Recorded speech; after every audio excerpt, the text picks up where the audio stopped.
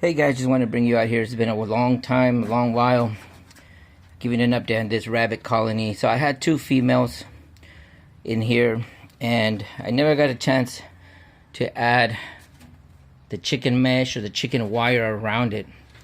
I decided that this is going to be our grow out pens instead, just for the males and the females that we're going to have them grow out before we sell them.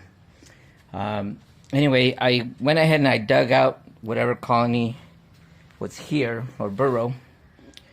Like I said, I had two females in here, and I think both of them had kids at the same time, because we have, I believe there's a total of 11 bunnies. There's two in another cage where I'm going to move them to, but it looks like there's a total of 11. There's 1, 2, 3, 4, 5, 6, 7, 8, 9, and there's two more over there.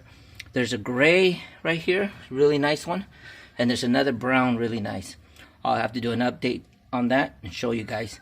But this is the only one that's really super scrawny. His must be the runt.